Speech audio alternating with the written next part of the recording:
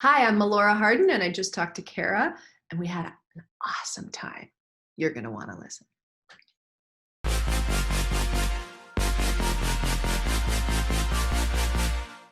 Hi, I'm Kara. This is Really Famous, where I have real talks with actors from your favorite TV shows and movies. Today, I'm welcoming Melora Hardin, who plays Jan on The Office. And today, she's answering a lot of your burning questions. So get ready for some behind the scenes scoop and stay tuned because she's going to share a tidbit about a gig that got away, and it may be one of your favorite movies. If you could pick two characters from The Office to be your parents in real life, who would you choose? To be your parents? Oh my God, that's crazy.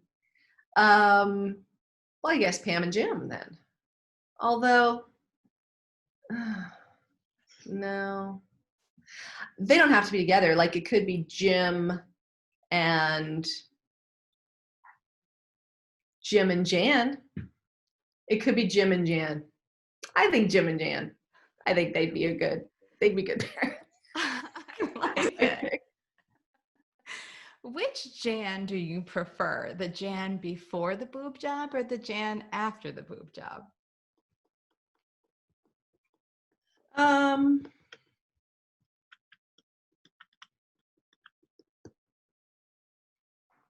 Well, I mean, I think they're both interesting. I like them both. I mean, I don't know. That's hard. It's really hard because I just like her. But I would say the before is kind of interesting because she's just like very single-minded. But I like her after too because there's something about it that like made her soften a little, or like trying to find her femininity, which is kind of counterintuitive in my mind, like me, Melora, but I think that was sort of what Jan was trying to do, is kind of find her femininity through the boob job and through the like moving in with him and through the candle making, and I think she was trying to soften. So I think that instinct is interesting. Was there ever a scene that you just couldn't even stay with because it was just too funny, that you cracked up and you couldn't make it till the end of the scene, which I know you told me before you were pretty good at making it to the end of the scene? Yeah, I mean, I can't think of one off the top of my head. Now my computer's about to die. Oh. So I'm going to have to plug it in. Okay.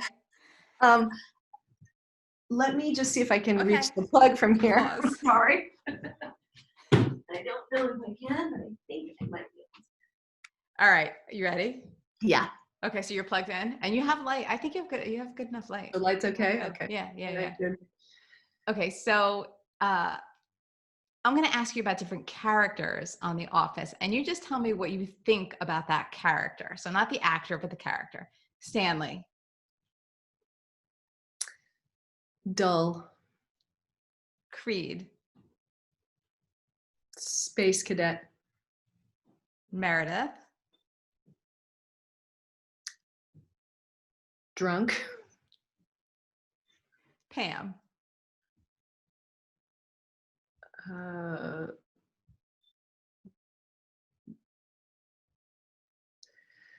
Sort of, gosh, that's a hard one. Kind of like sweet but boring. Jim.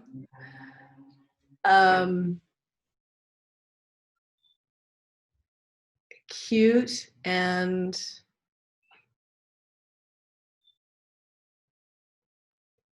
underdeveloped potential. Toby.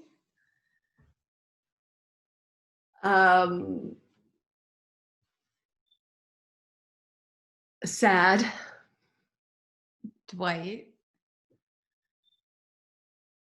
Eccentric. Michael.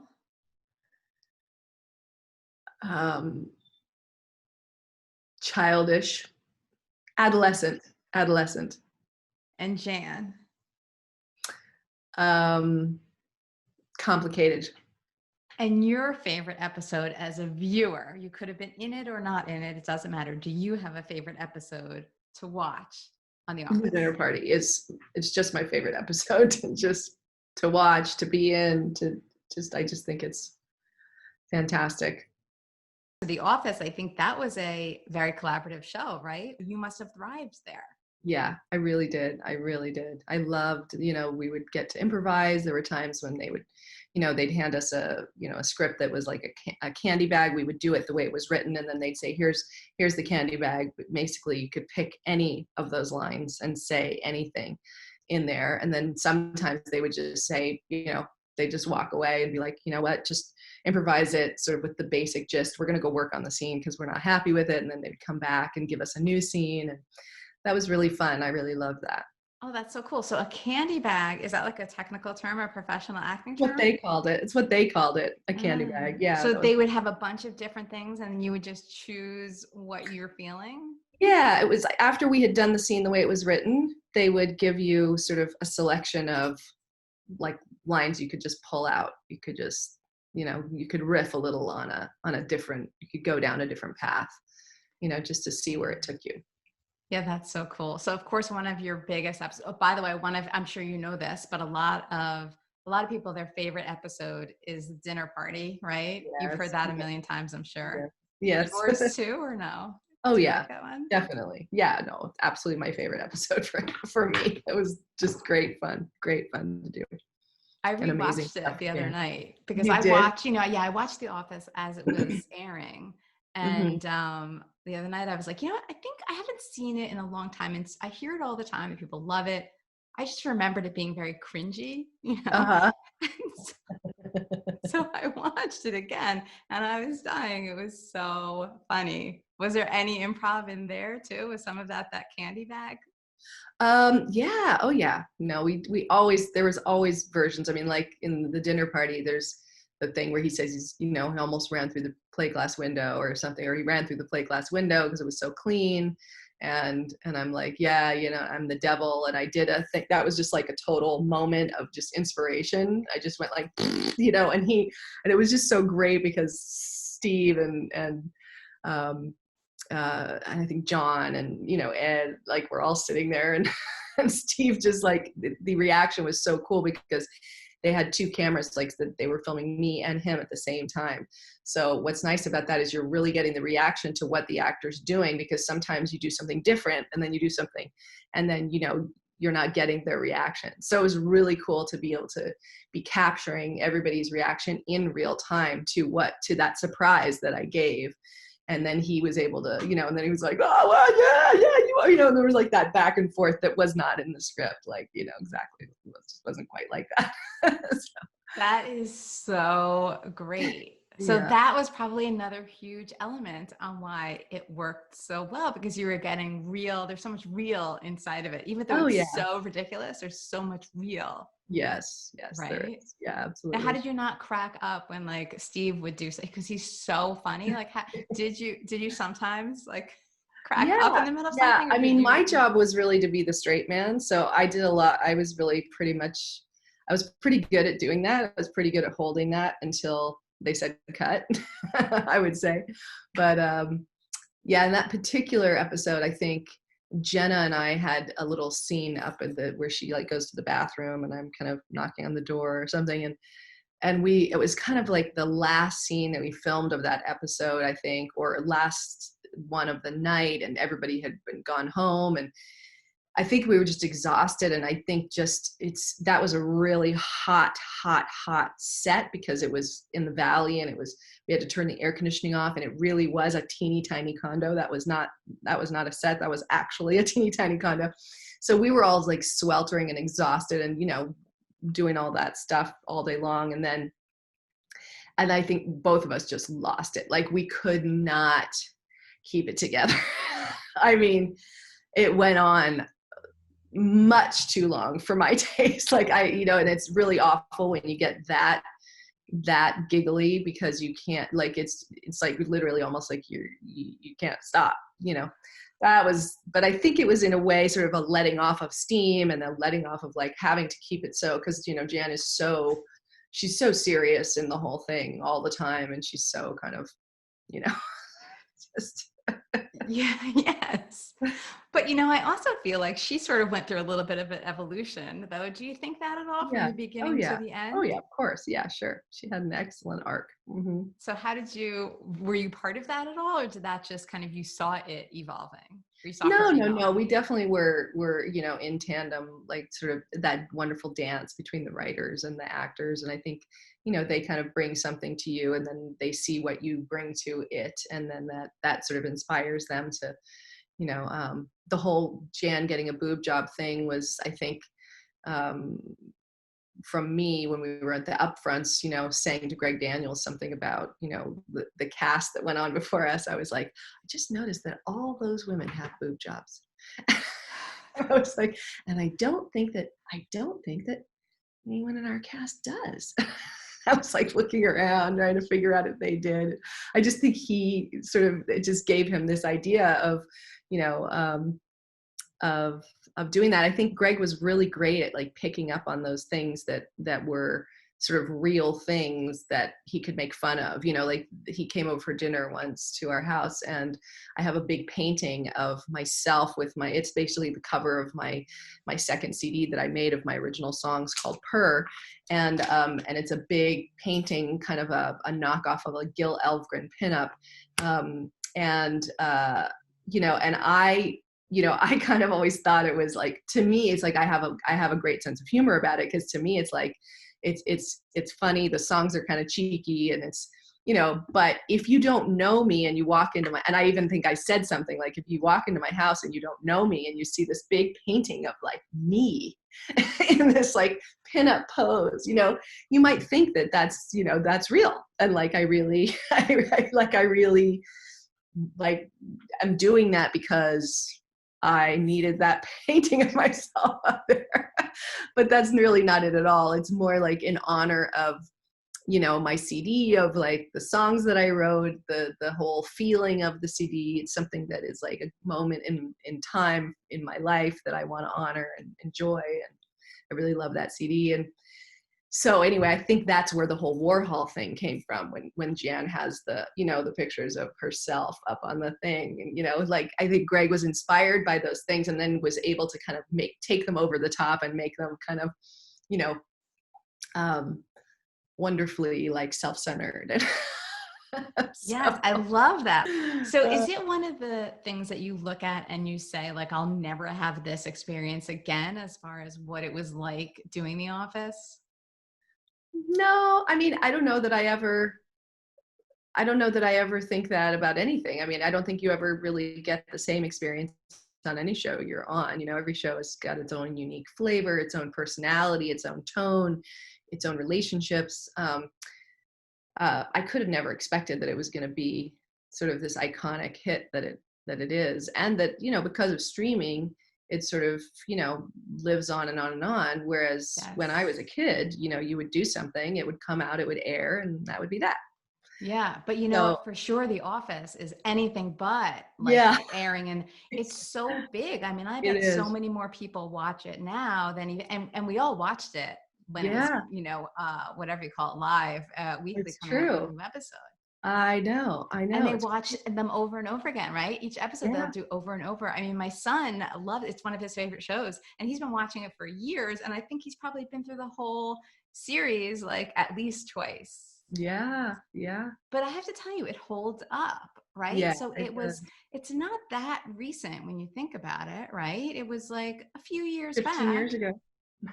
15? Is that how many? 15 years ago is when we started it. You started. And so how many, what was it, like 7 or 8 or something? 7 years. 7 years. So, all right, it's relatively recent, but yeah, 15 years ago, that was a long time, but and then like the world has changed since then. And Mm-hmm. yet it's Mm-hmm. still so funny. Why? Why do you think? Yeah, I mean, I think you can be, when you're being inappropriate and you're trying to work that muscle of being inappropriate, that works for a long time. Yeah. Works for a really long time. I think it was Mindy Kaling on a podcast talking about the fact that a lot of the jokes wouldn't fly today, meaning they wouldn't be allowed to be written and played out but they would still be very funny. Like they're super funny on The Office today, but that Uh-huh. the whole kind of mood has changed so that maybe they would have been nixed a lot of the funny things and Mm, the funny things that, that everybody, especially Michael, said. right.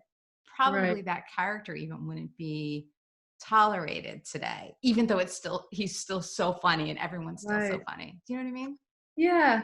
I think that's unfortunate if that's true. Yeah. You don't want to get so politically correct that you can't explore people like that, because there's people in the world that are like that, and I think it's really important that we get to see that in blazing color, and we get to laugh at it, and we get to kind of point fingers at it and go, ooh, or even maybe people see a little reflection of themselves here and there in that. And I think that's good. That's good for human growth. It's really important to be able to be aware of these things. I don't think it's good to like shield.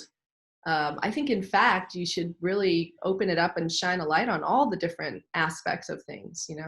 Yeah, and that's exactly what she was saying. She was saying it would be too bad because it would have been crushed. A lot of it would have Right. been crushed today Yeah. because of the climate. Right. Interesting. Yeah. Yeah. So did you have a particular person on the cast or who you were closest to at the time, or? Um. Well, I mean, I liked. Kate and I, liked each other a lot. We had lots of fun. She's the one who plays Meredith.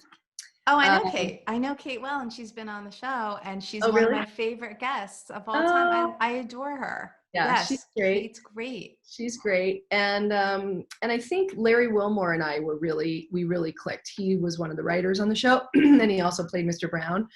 And we really clicked. Like, we're still friends. Like, I still see him. And I also really like I like Greg Daniels a lot, and his wife Suzanne Daniels. We've had meals, and I kept in touch, and like Suzanne and I have done things, just as girls, like out and had lunches, and they're really great, really, really great people. And then Paul Feig is somebody who directed a couple episodes, and he's someone who had been on a series with me years before I did the series of Dirty Dancing, and he was an actor on that show. So it was really fun for us to reconnect. Yeah, so Yeah. I always think about, like, I wonder, is it hard when you have spent so much time with a group of people and you sort of get that family atmosphere, and then the project ends and then you move on? You've been doing it your whole life. So I imagine you're pretty used to it, or you have a way of kind of moving on without it being an issue, or no? right. No, I mean, I think that that's really true. And I think that there's relationships that you create, and then those relationships have to change, and then, and then they change again. And you just have to kind of, you just kind of have to, deal with just, sorry, my daughter's just Oh, trying to find a path that she can. I see her. I saw her behind you, and I see her in the mirror. I just saw her walk through the mirror. Yeah. Oh my goodness. Okay. Is she okay? Okay. So I think, I think you just have to be able to like ride the flow of, of whatever it is, because it's, when you're working together, it's one thing, and when you're not, it's another thing. I mean, we see each other at events, and we're always like very happy to see each other, give each other hugs and stuff. And, but everybody always thinks that, because you're working with a group of people, that you're like best friends. And, I always sort of feel really lucky and really happy when you have a really good working professional relationship with people. Because they don't have to be your best friends in order to have a great working relationship. Mm-hmm. So I had a great working relationship with everybody on that show. I really enjoyed everybody. I mean, I particularly enjoyed the way Steve and I worked in scenes together. He just was really great at tossing the ball and catching the ball, in different ways, and sort of always making room for whatever I was bringing, and responding and reacting in a way that was really fun and surprising. And I think that we kind of did that for each other in a way that really had a really interesting and sparky chemistry, which is part of why the Jan and Michael, storyline kind of evolved as it did, that was something that we all just sort of felt into in the pilot, like, there's something really interesting about these two together. Is there one gig, one job that you can remember that somehow got away, but you really wish that you had landed? Well, for a long time, it was Back to the Future, which I was cast in, and then I didn't end up doing it because they thought I was too tall for Michael J. Fox. It was when Eric Stoltz was cast to play McFly, and then I was cast to play his girlfriend. Jennifer Parker was the character's name, and then when they hired Michael J. Fox, they thought, and actually I heard that it was the two female executives at the time that thought it was emasculating for the lead character to have a girlfriend that was taller than him. So even as far as we still have to go as women in this business and in the world in general, we have come quite a ways, because I don't think you would hear a female executive say that in 2020. I just don't think that would be said on any set by a female executive. If you liked this talk, you will love my big, gigantic, intimate talk with Melora. This was just a tiny part of that. It's on my podcast, Really Famous Podcast. You can click on the link in the description below, or just go to reallyfamouspodcast.com. I have long, in-depth interviews with your favorite celebrities on the podcast, so make sure you check that out and subscribe. You will also love my talk with Kate Flannery, who plays Meredith from The Office. I will put a link down below for that too. Make sure you subscribe for more real talks with actors from your favorite TV shows and movies. I'm Kara, thanks for watching, and I'll see you next time.